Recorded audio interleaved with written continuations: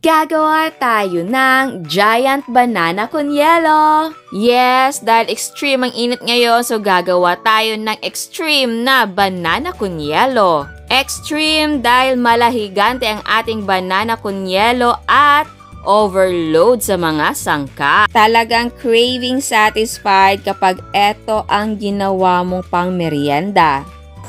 Ayan, so tikman na natin.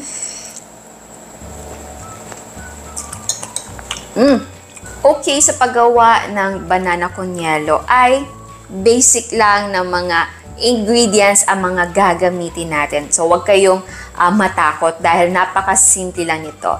So, gawin na natin. And iniluto ko na pala ang maliliit natin na sago dahil ilalagay natin ito sa ating minatamis na saging. Okay, una natin gawin ay magtunaw tayo ng ating brown sugar. So, meron tayong tubig.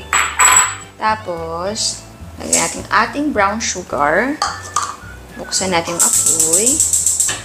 Tapos, haluin natin para matunaw yung ating asukal. Ayan, natunaw na siya. So, ngayon ay hayaan natin itong kumulo. And ayan, kumukulo na siya. So, ngayon ay maglagay tayo ng yellow na food color. Ito ay optional. Para maganda na yung kulay. And then, lagyan natin ng vanilla essence. Ayan. Next naman, ay ilagay na natin yung ating saba. Ito ay hinog talaga, ha. Ayan. Yung super hinog na. Pero hindi naman yung parang durog na. Ayan. I-mix natin yan na mabuti. Kapag nahalo na natin yan, ay takpan na natin. Lutuin natin ito until maging malapot na or nag-reduce na ang ating liquid. At kapag luto na ang saging, malalaman nyo kung luto na dahil mapapansin nyo mag-iiba na ang appearance ng ating saging. So mamaya makikita nyo yan. And eto na po siya. Ayan. So ngayon ay maglagay na tayo ng ating cook na sago. Ayan.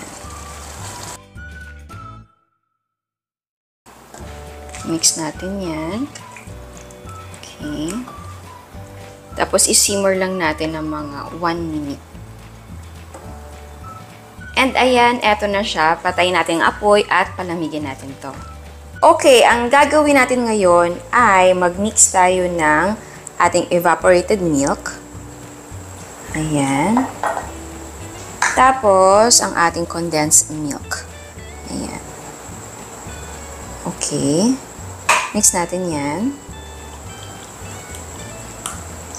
And yes, dagdag pa ako ng evaporated milk at condensed milk dahil talaga marami yung yellow natin. Okay, mag-assemble tayo. Una, maglagay tayo ng ating minatamis na saging.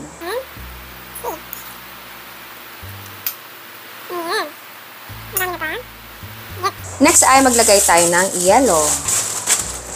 Crush na yellow, ha. And then next, mag-layer muna tayo ng ating minatamis na saging. And then next ay maglagay tayo ng crush na yellow.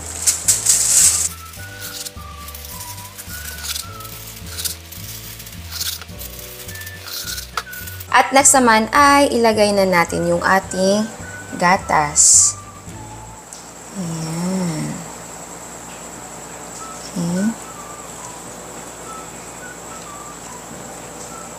Ayan. Okay, hindi ko na ipakita na nagdagdag ako ng crush ice dahil gusto ko na maumbok yung ating banana con yelo. So ngayon, maglagay tayo ng ating last na matamis na saging.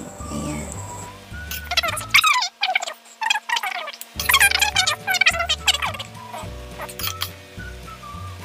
Okay, next ay maglagay tayo ng ating leche flan. Ayan. Para sa recipe ng leche flan, ilalagay ko sa comment box. Uy, ayan siya. Okay, next ay maglagay tayo ng vanilla ice cream. So, etong ginawa ko ay, ginawa ko lang to dahil wala akong makita ang vanilla ice cream. Pero eto ay dirty ice cream style. So, gata base siya. Pero pwede naman yung ordinary na vanilla ice cream. At ayan, eto na ang ating giant na banana con yelo. Ayan, so tikman na natin dahil natutunaw na po siya. So, kuha na tayo. Okay, oh my. Wow. Ayan, so tikman na natin. Kompleto ito. Siyempre, yung leche flan, hindi mawawala. Paborito ko yan. Ito, may ice cream. Ayan, so tikman na natin.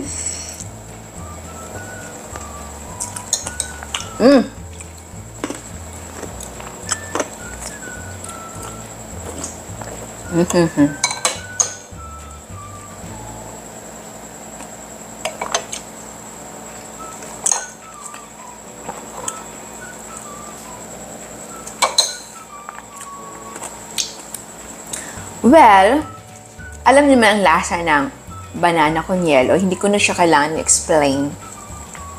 Dahil yung mga sangkap na ginamit naman natin dito ay yun din yung ginagamit sa regular na banana con yelo. Pero eto lang talaga, syempre malaki.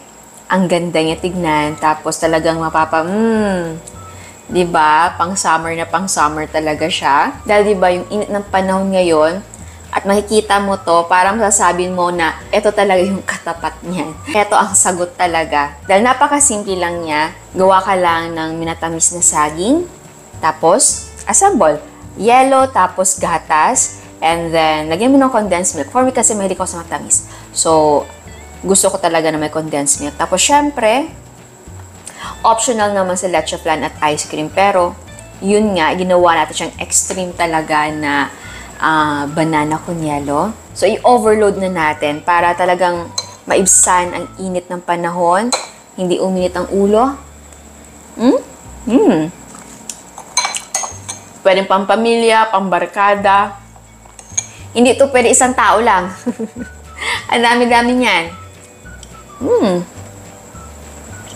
Super perfect talaga nito. Simple lang kasi siya. Yung lasa niya, alam mo yung nostalgic yung lasa niya. Pinoy na Pinoy. Hahanap-hanapin mo. Hindi ka magsasawa. Oo, parang halo-halo din. Pero ito yung simple na version. Kung sa halo-halo pa, ito yung simple na version niya.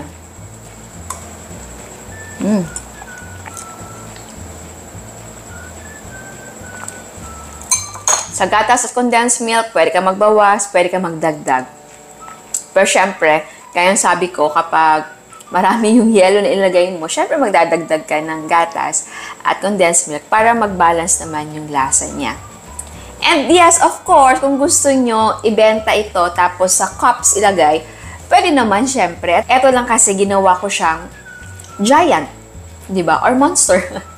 Giant na banana con yelo. So, pwede ilagay sa mga cups, 16 ounce, 22 ounce, pwede. So, ayan, sana gustuhan nyo ang recipe natin ngayon. Ciao!